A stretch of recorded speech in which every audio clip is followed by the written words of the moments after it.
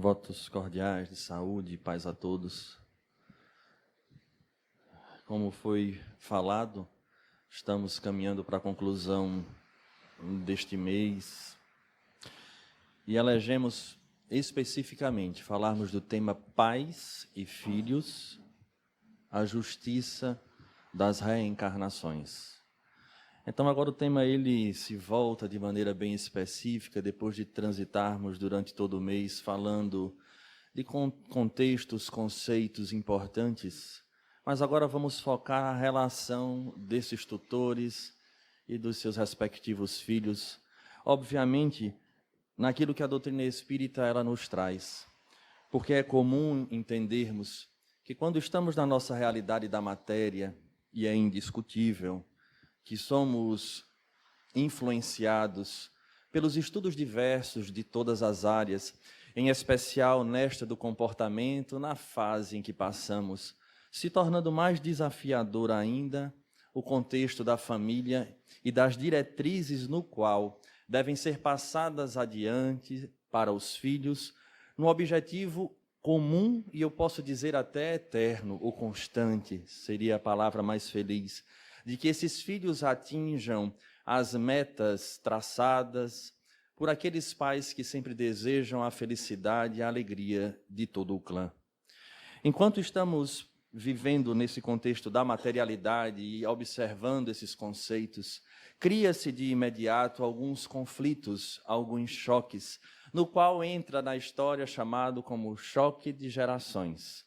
Quando, de alguma forma, esses filhos apresentam características, valores ou crenças distintas dos seus pais, e, por sua vez, estes que trazem uma gama também de comportamentos e valores, mas sempre, tanto de um lado como do outro, perceberemos o único objetivo de atingir a meta. E, a partir dali, baseado nas ciências materialistas respeitáveis, isso é indiscutível, muitos pais buscam calcar as suas decisões, mas sem passar pela ideia daquilo que a doutrina espírita nos traz de maneira mais assertiva, de que, apesar de nos encontrarmos na Terra, há fatores que falam muito mais alto do que esses estudos apenas relacionados ao comportamento humano. A tal ponto que as consequências elas são medidas na ótica do espírito, de maneira bem distinta daquelas que às vezes é mensurada no contexto terra. Se não vejamos, se temos alguém nosso, e agora vamos ampliar não só a questão de filhos, mas pessoas que nos sejam queridas do coração e que alcançam determinado sucesso na terra, esse conceito de sucesso ele vai estar frequentemente atrelado a conquistas materiais, a posições e possibilidades.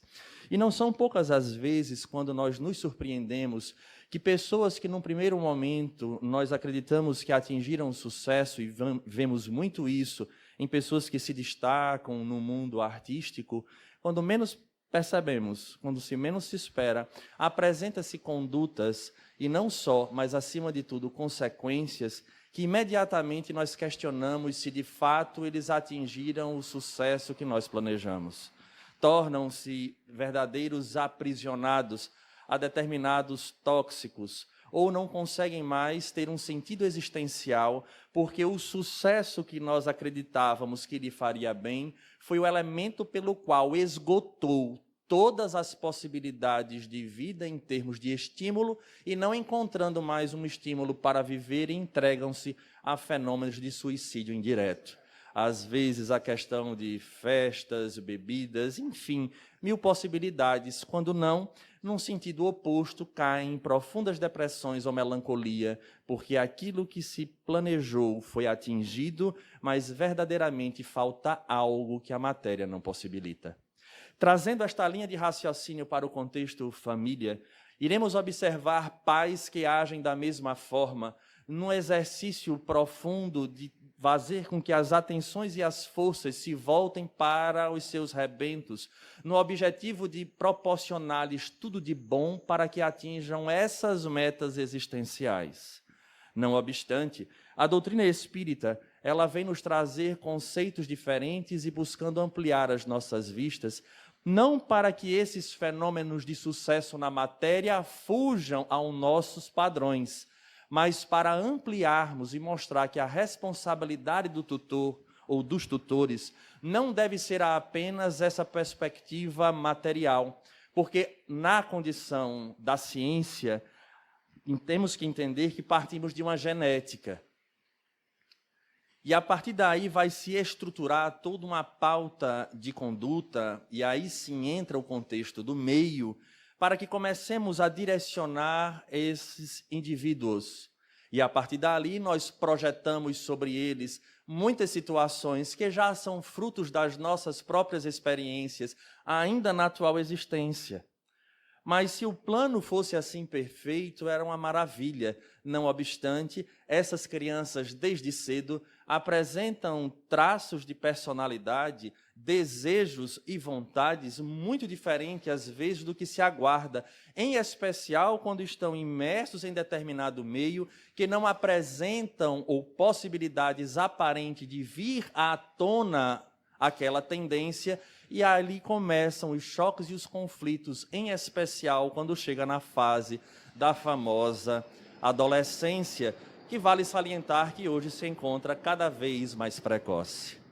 E a partir dali, busca-se amparo e apoio das terapias psicológicas, comportamentais, o que é válido de fato, e que aqui em nenhum momento iremos cancelar ou pensar na hipótese de não utilizar. Deve ser feito, mas não obstante, precisamos compreender o que a doutrina nos traz e a partir dali traçarmos uma pauta um pouco diferente daquela que só a sociedade hoje nos coloca como sendo a correta.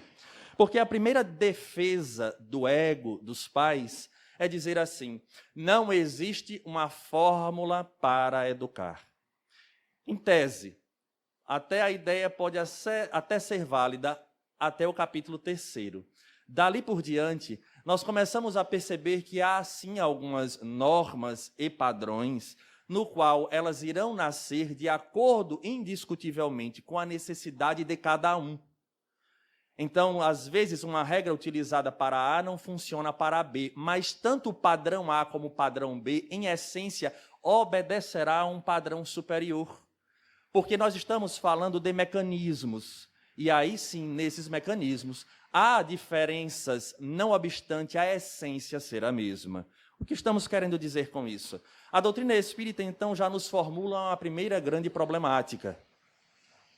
Ali não há espíritos, neste contexto de pais e filhos, não há espíritos, segundo a pauta materialista, que não se conheçam. Na verdade, em sua maioria, há espíritos que conviveram em outras experiências, e não são poucas as vezes em que retornam nos mesmos papéis, no objetivo de reatarem laços, tendo em vista que Deus é soberanamente justo e bom. Essa característica da divindade permeia a doutrina espírita como um todo e deve nortear o nosso processo existencial, para que a gente não pense em nenhum momento que nos encontramos à deriva no mar das existências. Segundo relatam os espíritos, o planejamento reencarnatório ele acontece de acordo com a maior necessidade, mensurado no espírito, aquilo que mais lhe falta para que se estabeleça a paz interior o mais rápido possível. Vejamos, fazendo uma analogia, não que tenhamos essa experiência, mas sabemos que alguns a têm aqui na Terra. Há pessoas que chegam no final do mês e chegam vários boletos. Eu não sei se isso acontece com alguém. E às vezes o nosso recurso ele não está disponível de imediato. Ele vai chegar durante o mês. Então precisamos eleger no primeiro momento as prioridades. Quais serão aqueles que serão pagos primeiro? E a partir dali, ao longo do mês, vamos conquistando outras situações e conseguimos quitar pouco a pouco até que chega o outro mês. Mas vamos frisar num só. É a mesma coisa. Quando estamos no processo da erraticidade, nós somos a síntese do que nós fizemos ao longo de todos os tempos. Então, aquilo que nos perturba hoje, e se não for solucionado durante esse processo existencial, ao retornar ao plano da espiritualidade, as nossas perturbações permanecem. Há pessoas, inclusive, que ficam preocupadas com contas. com boletos, com os filhos como deixaram, e etc, etc. Porque aquilo ali era a realidade em que se vivia. A mente estava com uma monoideia, e isso acontece em todos os padrões de nossa vida. É como se, de fato, nós fôssemos daqui e estivéssemos lá por um tempo, quando, na verdade, o padrão é outro. Nós somos de lá e estamos aqui por um tempo. Visto isso, quando retornamos, não temos mais o corpo que alivia a intensidade dos nossos desejos, dos nossos pensamentos, e passamos a sofrer.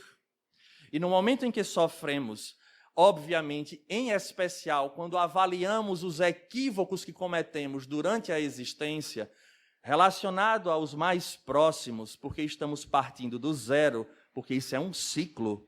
Nós poderíamos ter elegido, ao invés da espiritualidade, a própria Terra como ponto de partida da nossa análise.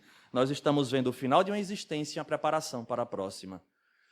Então, lá estabelecemos esse contato com a realidade. Não teremos acesso às fugas do ego, porque não terá como fugir e dizer assim, mas eu era isso, ou eu fazia aquilo, porque não serão os mentores que dirão, mas você é a própria consciência. Que por mais que a gente passe um período, talvez fugindo na erraticidade, em situações de loucura e hebetação, nós iremos chegar a um momento onde teremos contato com ela. E ao perceber, iremos ver que nós ferimos, magoamos e que não cumprimos a contento aquilo que planejamos no nosso retorno.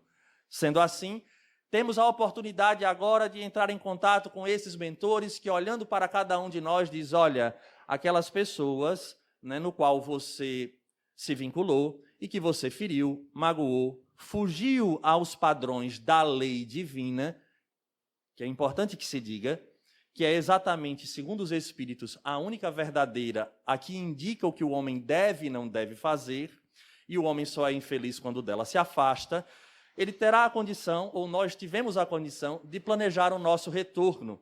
E aí, nesse processo, é estudado o momento onde nós vamos voltar e encontrar os pais que nós necessitamos. Assim como é importante que se diga que estes pais reencontrarão em seus braços antigos comparsas ou talvez inimigos de outrora. E o mergulho no esquecimento e o instinto que transforma-se em sentimento superior fará com que não só venhamos a perdoar, não só amar, mas, acima de tudo, dar a vida por estes seres que um dia nos foram, na maioria das vezes, inamistosos. E aí voltamos à Terra. E nesse processo de voltar à Terra, é muito interessante, é-nos esclarecido que é estudado todos os fatores, desde os sócios econômicos até as questões físicas, no qual o perispírito do reencarnante, ou seja, o elemento que envolve o espírito, atrairá do gameta masculino aquele gene que possibilita o código genético que lhe estruturará um organismo que dará a cada um de nós a possibilidade dos aprendizados que nós necessitamos. Então, se uma pessoa veio com um problema numa perna, ou fisiologicamente com algum desequilíbrio, ou mentalmente perturbado, isso é a síntese das nossas experiências e a atual necessidade deste espírito que está tendo a oportunidade de reparar o equívoco expurgando, colocando para fora aquilo que foi acumulado de negativo ontem. E esses pais, Alisson, que tem a ver, foram os comparsas, foram pareias, ou foram indivíduos que agiram para que aquele ser reencarnante adquirisse o débito. Então, num contexto familiar, começamos a perceber aí a reencarnação como a característica da justiça divina para que estes espíritos se reencontrem, porque na pauta dos boletos da consciência, estes espíritos que estão nos cercando hoje, como pais, mães, irmãos, são aqueles que nos são mais caros para a conquista da paz interior e para a aquisição dos valores que todos nós sonhamos. Porque é interessante, nós observamos, e é justo que se faça, Quando observamos esses flagelos como a cheia e tantos outros problemas, a gente se sente tocado pelo outro, mas às vezes a gente não tem o mesmo sentimento relacionado a alguém consanguíneo que me foi inamistoso durante a existência. Esses atos não se perdem, porque o bem não se perde, mas o grande compromisso para nós se encontra no mais próximo. Porque se a inteligência suprema, que é soberanamente justa e boa, nos coloca aqueles indivíduos mais próximos, é porque o vínculo, na verdade, as tarefas estão ali. Deus não erraria em colocar o meu grande compromisso agora do outro lado do mundo. Ele nasce no seio que necessita, e nós recebemos dessa forma. Então surge a responsabilidade dos tutores, porque este espírito tem uma história atrelada a cada um, mas na pauta das ações, quem coordena agora, quem vai ser a bússola no caminho, são os que vêm à frente. E esses que vêm à frente trazem uma missão. Porque tem pessoas que nos perguntam, qual a minha missão? É muito comum a gente ouvir isso. Olha, qual a minha missão na Terra? Bem, se você é pai e mãe, sua missão já está estabelecida. Ser pai e ser mãe. Porque é uma missão, e os Espíritos dizem isso. Estaremos redirecionando, reavendo histórias, fechando ciclos e dando a oportunidade deste Espírito agora crescer. Só que a divindade ela é tão perfeita que ela faz com que haja um conjunto de situações para que o desenvolvimento se estabeleça dos dois lados da história. Para aqueles que vão à frente e para aqueles que vêm depois como filhos. Porque reza a lenda que nasce a mãe quando nasce o filho, assim com o pai. Até então havíamos o casal, mas pai e mãe só nasce quando nasce. E é um sentimento no qual todo mundo fala, Alisson, impressionante. E a partir dali começa o desafio. Por quê? Porque haverá o encontro entre passado e futuro, no presente. E na hora em que a gente estabelece essa relação visando unicamente o sentido material, vai haver uma grande falha, que provavelmente já houve durante todas as outras existências. Agora é a hora de compreender que ali é uma oportunidade que a divindade está dando a todos para que se crie um novo futuro diante do passado repleto de delitos, frequentemente. E ali começa. Então esses pais precisam, num primeiro momento, compreender o que está acontecendo ali, que é o receber um espírito que lhe é caro, seja de um amigo de outrora ou de um inimigo, ou de alguém que precisa muito do perdão daqueles que ali já estão. E vice-versa. Por mais que a gente não saiba diretamente e objetivamente de que se trata, nós sabemos que é um espírito que volta do passado solicitando um novo roteiro. E este roteiro precisa ser dado de forma diferente. Então começamos aí a situação da preparação desses pais, que deveria ter sido estabelecida no momento do namoro, que é o momento em que há o conhecimento de valores, de pautas, de objetivos, de formas de ver a vida. O problema é que nós passamos uma situação hoje tão difícil enquanto os nossos vazios existenciais, que às vezes nós encontramos uma pessoa que é muito mais uma projeção nossa. E acredito que sempre que estou sendo talvez até um pouco radical, mas na maioria das vezes em que há um apaixonamento muito rápido, esse apaixonamento nada mais é do que uma projeção das próprias necessidades. Quando o convívio irá mostrar de fato os perfis. E era necessária a maturidade suficiente para que galgassem a condição de chegar a se encontrar debaixo do mesmo teto, com todos os desafios que nós conhecemos. Das culturas distintas das famílias, dos valores religiosos e da forma de enxergar a própria vida. Mas passando esta etapa, chega a hora de preparar-se para receber este espírito, que desde cedo já traz ele traços do momento da gestação. Há gestações tranquilas, há outras perturbadoras, cada uma trazendo as suas características, porque a mulher durante 9 meses torna-se médium, porque ao lado dela, junto a ela, há o espírito reencarnante e os seus parceiros espirituais.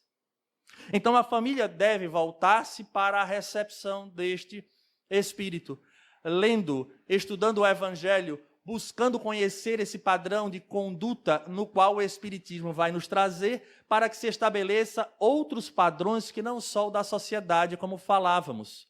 Então a criança chega e no momento em que ele chega, brada ao mundo, receosa daquilo que vai encontrar. Porque se nós pararmos para avaliar no mundo espiritual, uma vez resgatados e tendo consciência, nós nos preparamos para a volta. E aqui será o local dos choques, dos desafios, das provas e das expiações.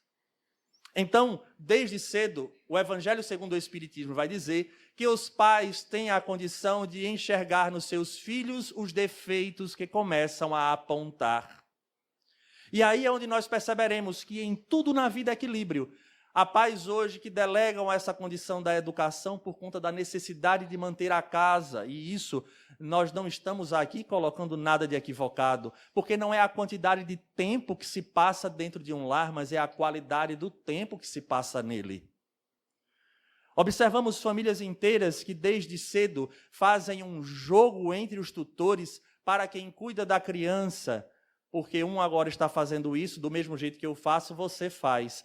E esquecemos que no momento em que essa criança está crescendo, ela se torna uma bucha que absorve absolutamente tudo, coisas que a gente sequer imagina. Porque a criança só tem como trabalho dormir, comer e fazer as suas necessidades. Fora disso, observar.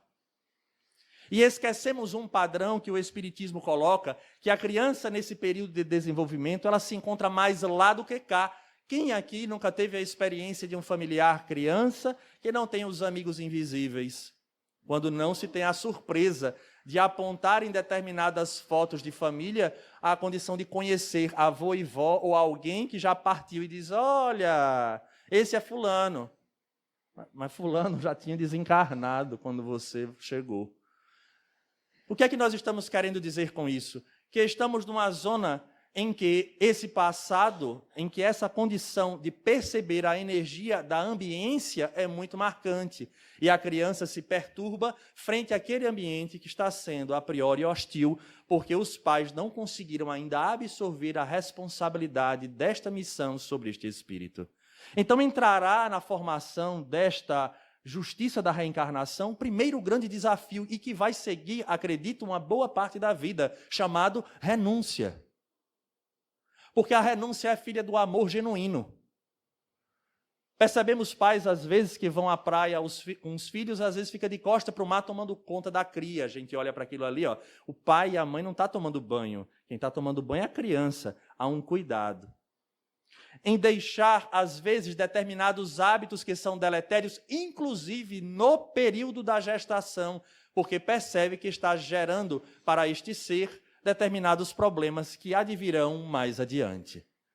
Então, no momento deste crescimento, vem agora uma outra dica, que seria a condição deste afeto, deste amor, mas desde cedo, este espírito ele tem a capacidade de captar o contexto energético e informações que ficarão guardadas em seu subconsciente e se tornarão amanhã elementos de vivência. Daí a doutrina espírita avança refletindo no e sobre o espírito e cria a famosa evangelização espírita de bebês.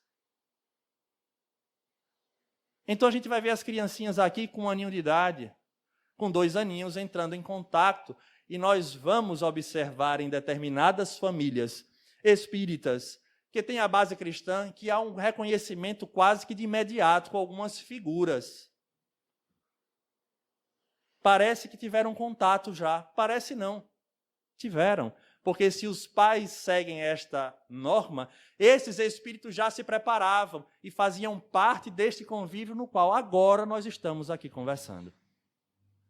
Agora é a hora de impor o amor com a disciplina, na medida em que temos um novo norte. E na medida em que esses filhos apresentam a dificuldade, é o momento, então, desses pais se tornarem presentes. O que, lamentavelmente, hoje vem acontecendo.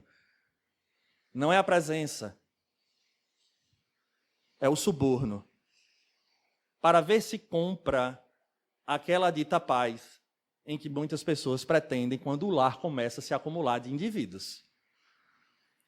A ferramenta da internet é formidável, mas ela se torna a condição do indivíduo para que ele silencie diante dos seus desejos. Porque se o pai e a mãe não têm mais a paciência, ele estabelece uma relação no qual ele possa comprar o silêncio desse menino com aquilo que ele quer. Só que ali abre-se uma janela e informações subliminares vão constituindo e vamos perdendo espaço, quando na verdade deveríamos criar vínculos com eles, apontando um roteiro seguro. Há um estudioso, e eu acho isso muito importante nós escutarmos para ver a relação de quanto a genética ela foi vista de um lado determinista e que hoje o comportamento começa a modificar. E a doutrina espírita fala isso, né? Somos espíritos, temos as nossas tendências. Existe um psiquiatra e estudioso do comportamento humano da Universidade da Califórnia, que em 2005 ele fez uma descoberta fantástica. Ele é convocado, inclusive, ele ajuda ao Vaticano a fazer estudos de comportamento, em especial em crianças, para que, através das redes sociais, elas se tornem mais ternas. Então, ele fazendo esses estudos, ele é muito conhecido na área dos psicopatas. Então, há 20 anos, ele estudava a mente, o cérebro dos psicopatas, através de ressonância do cérebro e estudos de mapeamento genético. E diante daquilo que ele foi solicitado, e aí vem uma informação interessante, uma pessoa querida por a maioria daqueles em que ele trabalha. Então ele fez um estudo em que ele começou a pegar mentes de psicopatas nos Estados Unidos e fazer um mapeamento, tanto genético como das ressonâncias, observando que a imagem frontal e dos temporais eram praticamente apagadas, porque elas têm a relação, né, do bom convívio e da não violência. Quando é apagado essas regiões, é uma tendência forte à agressividade e a um comportamento, né, violento e inamistoso. E aí ele fez assim, façamos o seguinte, farei um estudo comparativo para a gente observar os cérebros ditos normais e esses cérebros dos psicopatas, no qual a genética já aponta alelos, que são partes ali, né, de determinadas células, em que apontam para esses problemas de empatia. E aí ele começa a pesquisar. Quem é que ele usou como uma referência tido como cérebros normais? Ele foi para a família e pegou da família dele um grande conjunto de ressonâncias e colocou no bloco. Isso é interessante, porque ele começa a fazer a investigação, vai estudando os cérebros dos psicopatas e mostra que, de fato, os psicopatas têm uma disfunção na sua estrutura anatomofisiológica do cérebro. Mas a surpresa para ele foi que, na medida em que ele foi estudando os ditos normais, quando chegou lá embaixo, apresentou-se do lado da família dele um cérebro que trazia todas as características do cérebro do psicopata. E ele disse, Pai do céu, tem um psicopata na minha família. Aí eu digo, engraçado, para mim não seria muito, né? Porque família, a gente sempre tem umas figuras assim, né? Mas a grande surpresa da família dele é porque quando ele foi estudar de quem era o cérebro, era o dele. E aí ele descobriu que ele era psicopata. E aí foi fazer um teste genético. Não satisfeito, foi fazer um teste genético. Aí correu, fez o teste genético. E o teste genético deu exatamente a falta daqueles alelos, as modificações nos alelos que comprovam que o indivíduo de fato é psicopata. E aí ele correu para a mãe dele. Mãe é mãe, né? Nessa hora não tem acordo. Mãe é mãe. Aí correu para a mãe. Mãe, eu tenho um negócio para lhe dizer. Eu fiz um estudo genético, o nome dele é James Fallon. Eu fiz um estudo genético e eu descobri que eu sou um psicopata. A mãe olhou, voltou para ele e disse, tá, meu filho, eu já sabia. Essa é a melhor parte, né? Eu já sabia. Você já sabia? Já. E ele era um extremo defensor do projeto Genoma. E que, de fato, a genética ela é determinante para a conduta do ser. E aí é quando a gente vê a beleza da doutrina espírita nos trazendo o espírito. E a proposta da terapêutica espírita em família, que é o amor, que não é fácil. Indiscutivelmente, reencontrar espíritos caros não é fácil. Mas ela diz, meu filho, desde cedo, eu percebi que você tinha uma conduta como criança que não era muito amistosa. Então, eu me preocupei em lhe colocar, primeiro, muito afeto. Primeira coisa, muito afeto, que eu acho importante. Então, a gente percebia que se a sua conduta era uma conduta egoísta, você era manipulador, mandão, e a partir dali nós começamos a investir você em contato com outras crianças e fomos trabalhando em você sentimento, afeto, carinho. Ele relata que antes dele voltar, e aí o termo voltar é meu, né? Nosso espírita, antes dele nascer, a mãe tinha tido 3 abortos, se não nos falha a memória, ou foram 4. Então ele foi recebido com muita festa, porque era muito desejado. E a mãe disse, desde cedo percebemos, então a gente investiu nesse lado.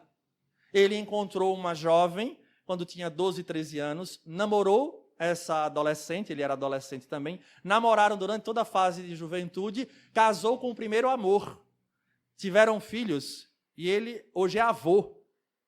E ele relata com todas as letras, e a partir dali, essa crença que ele tinha na genética ser determinista, ele hoje já não é mais o defensor que era, porque ele percebeu que o sentimento, o afeto, o carinho, modifica o padrão do indivíduo. Mesmo ele trazendo todos os traços no cérebro.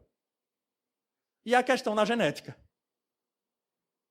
Então, o Evangelho segundo o Espiritismo, neste capítulo 14, em que fala de honrar pai e mãe, nos presenteia sobre essa visão em que a ciência, de alguma maneira, mostra que há possibilidade de mudança, de tal maneira que a responsabilidade desses tutores é imensa.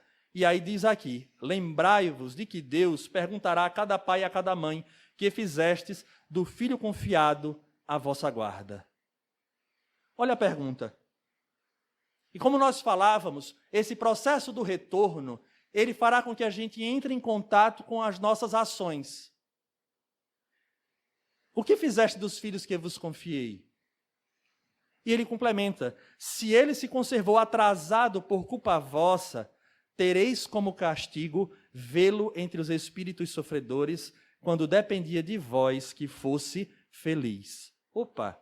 Dependia de vós que fosse feliz. Porque talvez a felicidade nesta pauta não seja a felicidade que o mundo dá. Mas a essa organização interna, emocional, sentimental, de conduta, que faz com que esse espírito plante para ele a felicidade do espírito amanhã. Porque há pais que se esforçam tanto e dão tanto a essa criança, que essa criança chega a um adulto que ele perdeu o limite da convivência e da regra. São pais que com atitudes simples, como por exemplo, que é cansativo às vezes a gente ouvir em palestra a história de não minta, aí liga para casa, né? Aí diz lá, papai disse que ele não está. A criança até pisa na bola e diz isso. Mas você diz à criança para não mentir.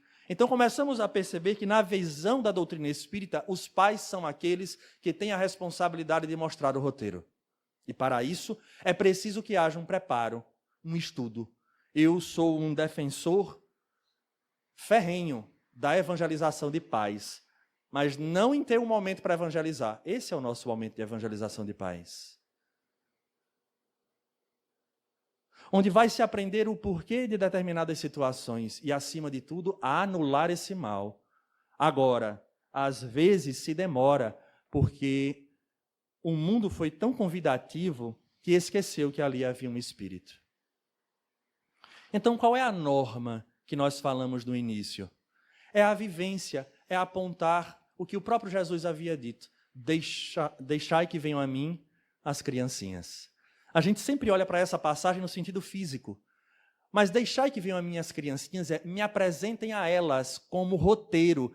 Não é só como figura para ser adorada. E como é que a gente consegue apresentar Jesus como roteiro, se não agindo dentro do lar, representando esta figura? Porque por mais que a gente não consiga 100%, a essência da nossa vivência como tutor pode. Pode, Alisson? Pode. Claro que pode. Porque é um momento onde se estabelece, primeiro, a disciplina. A disciplina com amor, mostrando que pai e mãe, de fato, encontram-se num patamar. Porque as crianças de hoje, elas vêm questionando tudo. E há pais que se tornam escravos ou súditos dos reis pequenos de casa. Então a proposta não é essa. É compreender que esses pais têm uma responsabilidade do sim e do não. E de não encontrarem brecha nesses tutores. Mas que esta pauta de sim e do não esteja calcada naquilo que de fato deve ser sim e não. Mas, Alisson, eu penso de uma forma e a mulher pensa de outra. Se o evangelho pensa de que forma? Porque a frustração ela deve acontecer. Quando eu vejo filhos que não são frustrados, basta ir no shopping, vocês vão ver um bocado. Que não aceita sair sem ter aquilo, que grita, que briga, que reclama porque não deu o telefone celular, que faz tudo o que quer. Esses, quando a vida frustrar, porque vai. São aqueles que vão entrar em contato com a dificuldade, não terão ferramentas para tal e afundam numa depressão ou no suicídio, porque a vida não lhe deu aquilo. Eu não sabia, mas vim saber há pouco, indo para Gravatá, próximo, né, aquela ponte foi fechada dos lados. E eu perguntando a um morador, pessoas que moram lá, mas por que essa ponte? Porque toda semana pula um. E a semana passada, quando eu perguntei, que isso faz 1 mês e meio, não, e a semana passada pulou um jovem de 23 anos porque simplesmente a namorada acabou o relacionamento. Não estamos aqui fazendo julgamento, porque a palestra não versa sobre isso. Estamos mostrando que, às vezes, a falta da estrutura desses tutores ao longo da existência não lhe deu um suporte para compreender que a vida é além do que esses nossos desejos transitórios. E onde deveria ter sido aprendido? No lar. Então, o momento de lecionar aos olhos, ao ângulo do Cristo, não é na evangelização. A evangelização ela vai dar os conceitos da doutrina espírita, é uma escola espírita, mas deve ser desenvolvido o padrão do lar, no lar. Então, tem evangelho no lar? Não, Alisson, eu não faço porque eu não acho bacana. Não é democrático uma criança fazer evangelho no lar, mas é democrático a criança ir para a escola na segunda-feira. Mas ele também não quer. Não, para a escola tem que ir. Mas por que tem que ir para a evangelização não, ou para o evangelho do lar não?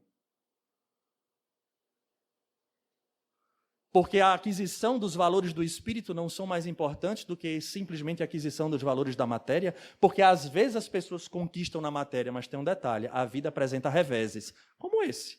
Quantas pessoas não perderam tudo e entram num processo de desespero tal e optam pela fuga da existência? Mas se tiverem um suporte emocional de uma fé, de uma consciência de um Deus, de que existe uma lei que tudo rege e que nós estamos aqui na Terra aprendendo e que tem uma razão de ser o sofrimento, então, provavelmente, essa criança não será aquele jovem que será um irresponsável para consigo próprio e um verdadeiro egoísta. Por que egoísta, Alisson? Porque toma a atitude sem pensar naqueles que o amam, que é o que acontece. Mas era para ter sido trabalhado lá atrás. E há crianças, como está dito aqui, mais adiante o Evangelho vai dizer,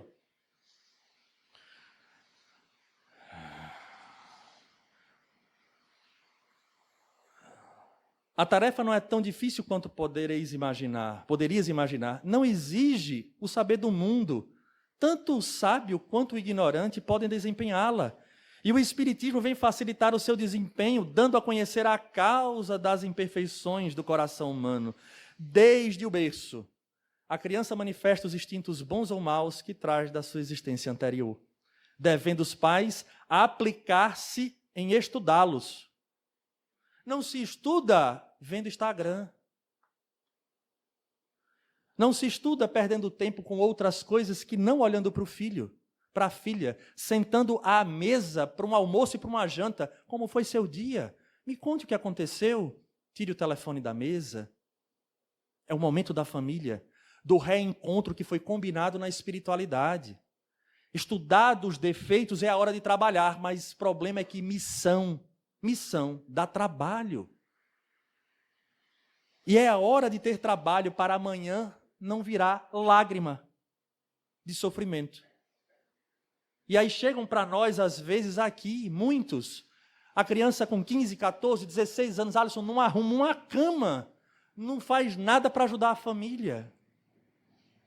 E aí eu fico, às vezes, tentado, e não são poucas as vezes que eu faço, se me responde uma coisa,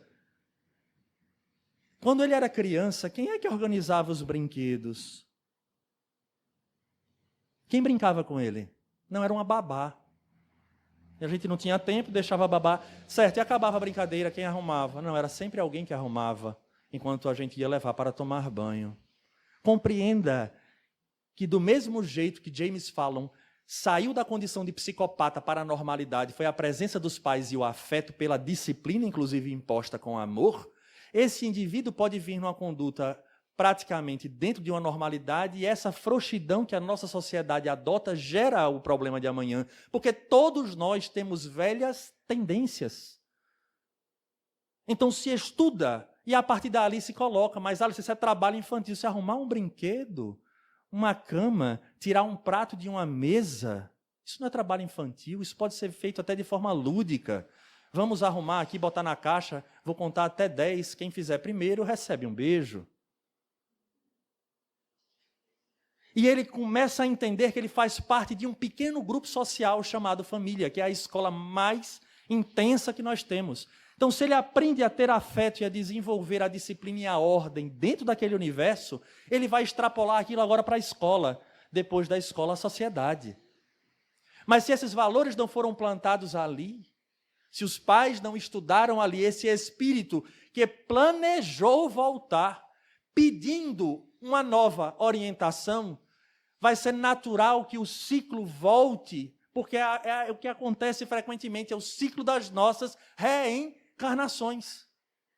Aí quem tem a tendência à droga, volta a ela, porque é um processo anímico muitas vezes, está no espírito. E aí ele se sente depressivo, não sente e não aguenta a força dos problemas que a vida apresenta, frustrado como nunca foi, opta por algo que lhe alivie. Num pensamento bem objetivo, é uma fuga, mas o alivia. O problema são as consequências para a família, para ele próprio. Então vejamos que a doutrina espírita apresenta o norte. As leis morais estão aí. Então esse processo de conviver é exatamente a oportunidade que a divindade dá a cada um para que se restabeleça a paz. Então veja que coisa interessante. Desde cedo vai se trabalhar conceitos, valores. O espírito Manuel Filomeno de Miranda diz assim: quando essa criança ela vai apresentando um comportamento muito estranho, vamos dizer, diferente daquilo que deveria ser, agressivo, violento, primeiro tem a conduta dos pais que deve estabelecer esse padrão, dessa hierarquia. Segundo, avaliar essa possibilidade da influência dos espíritos. Mas há uma terceira conduta que eu sempre gosto de falar em palestra, para avisar os pais presentes ou os futuros pais. No momento em que essas crianças, chegando na adolescência, dormem, o espírito se desprende. Aí Manuel Filomeno de Miranda diz assim: vá à cama do seu filho, durante a noite, faça a leitura do Evangelho e converse com ele. Porque enquanto o corpo dorme, o espírito escuta. E a ferramenta que ele pode debater não funciona, porque está desligada no momento. Então não é só o falar, é acima de tudo o sentimento. Coloque os sentimentos. Diga que ele foi esperado. Diga que ele respeite o corpo que ele recebeu. Ele fala isso. Está lá na obra chamada Temas da Vida e da Morte, do espírito Manuel Filomeno de Miranda. Respeite o corpo, respeite a existência. Ame a você, ame ao próximo. E começa um processo de evangelização no lar. Então vejamos que a família espírita, quando ela é detentora de fato dos conceitos, reencarnação, esquecimento do passado, tendências que vão acontecer, porque hoje nós percebemos, e aí entram questões, como eu lhe digo, como eu falo, políticas, ideológicas, e às vezes as pessoas abraçam e esquecem que são espíritas, comprometendo uma reencarnação inteira. Ai, Alisson, minha criança de 5 anos de idade, 6 anos, disse que aquele corpo não é dela, não pertence a ela. Isso é a coisa mais comum na história, desde que chegou o Espiritismo na Terra. Claro, se eu venho de 30 encarnações de uma forma, eu reencarno, estou nesse período de crescimento, eu me encontro mais lá do que cá. Qual é a minha referência? Nós conhecemos casos da criança tomando banho e dizer: você não é minha mãe. Eu quero saber onde está minha mãe. Inclusive, meu vovô fulano de tal, cadê ele? E a mãe chorar copiosamente. Espírita, viu? Chorar copiosamente. E aí veio falar para mim, mas Alisson, minha filha, o nome disso é reencarnação. Você quer prova maior? Vai passar. Ela vai voltar para o corpinho e vai apagar. E quando apagar, vida que segue. E aconteceu exatamente isso. Alisson, você é um gênio. Não, gênio foi Allan Kardec, que vendo isso nos espíritos nos trouxe a informação. Então a família hoje ela tem tudo para ser bem norteada. E quais os valores que devem pautar? Bem, como dissemos, as leis morais, o Evangelho é o exemplo prático. O Livro dos Espíritos, na sua terceira parte, é muito claro. As leis morais, as leis divinas, são as leis naturais. Indicam o que o homem deve e não deve fazer, e ele só é infeliz quando dela se afasta. Agora, fica muito difícil quando nós temos pais que não dão a atenção que deveriam dar à doutrina que professa e ao espírito que ele está ali como responsável. Mas Alisson chegou numa condição agora de eu só descobrir o espiritismo depois. Não tem problema. Paulo de Tarso, ele só se transforma em Paulo depois que ele era doutor da lei. Maria de Magdala, uma vida completamente perturbada, torna-se aquela que nós, de alguma forma, reverenciamos pelo seu poder de transformação quando já ia do meio para o fim da sua existência. Simão Pedro, idem. É porque a gente sempre olha para os apóstolos achando que eles estão lá desde cedo. Não, Simão era mais velho do que o próprio mestre. O que significa? Que sempre é tempo. Agora, é indiscutível que os mecanismos para que este espírito desperte já na matéria repleta, às vezes, de determinadas tendências e vícios, o mecanismo será outro. Então, aos pais presentes com crianças, com jovens, adolescentes para baixo, a evangelização espírita, a conversa, o exemplo. E aqueles que já estão à frente, Alisson, que já agora têm a liberdade de ir e vir, o que fazer? Primeiro, a prece. A oração sentida e sincera pelos filhos, que às vezes a gente esquece e não dá a devida importância a essa ferramenta tão forte. Chico dizia que a oração de uma mãe arrebenta as portas do céu, né? Chico Xavier dizia isso. Então, a primeira coisa seria essa. A segunda, exemplificar na renúncia e no exemplo. Porque são situações que ficarão gravadas na mente, para quando o sofrimento levar a refletir sobre a própria conduta, terá como pauta, como referência, aquele exemplo de painho e de manhã. E, acima de tudo, enxergar como um espírito que não é de ninguém, mas está sob a tutela, onde será questionado mais adiante o que fizestes dos filhos que vos confiei. E, acima de tudo, esse objetivo é para fazer com que esses pais voltem ao plano espiritual com a consciência tranquila, porque, caso contrário, nós teremos alguns exemplos dentro da literatura espírita de pais que vão chegar na erraticidade, vão olhar para trás e vão ver que os sofrimentos que hoje os filhos que estão na terra e esses pais na espiritualidade observam os filhos sofrendo, vão perceber que muitos desses sofrimentos foram causados pela própria ingerência e invigilância desses tutores. E aí esses pais passam a sofrer. E no que passam a sofrer, solicitam voltar à terra novamente como pais para terem outra chance de agora direcioná-los no caminho certo. Então, cuidado com aquilo que a vida apresenta como sendo normal, natural, porque na sociedade se faz. Eu dei um exemplo, tivemos um seminário há pouco e falávamos da bebida. E eu volto a falar, porque aqui presente não estavam todos, é óbvio. E aí eu sempre digo, eu já ouvi de pais espíritas, se tiver que beber, vai beber comigo e na minha frente. Se ali há um espírito antigo que caiu, nós não sabemos o que o fez cair. Às vezes, aquela bebida, aquele copo, desperta o homem velho que existe ali. E ele volta com toda a força a uma reencarnação ou reencarnações anteriores comprometendo a atual. A doutrina espírita não proíbe nem a bebida, nem o fumo, nada disso. Como diz os espíritos a Kardec, a doutrina espírita tem o papel de esclarecer, para que ninguém alegue ignorância. Mas na medida em que ela esclarece, é importante que se diga, o espírito é matriculado numa escola especial chamada família. E que esses tutores têm por responsabilidade exemplificar esses valores, investir no que é certo, aparar as arestas, como diz o Evangelho, para amanhã a própria consciência dizer, eu fiz o meu melhor. Mas ele agora, com as ferramentas que tem, diferente daquelas que o mundo naturalmente dará, ele utilizará do livre arbítrio. Mas é muito cruel, como espírito reencarnante, como espírita, não dá a ele as ferramentas para que ele não tenha pelo menos a condição de escolher.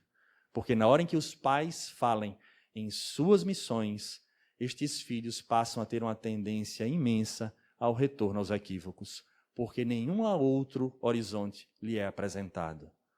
Então, que tomemos essa responsabilidade, enxerguemos o filho como um espírito que solicita orientação e que a bússola agora não seja só do mundo, mas, acima de tudo, dos padrões do Evangelho, que devem ser a tônica da vida de todos nós em qualquer momento.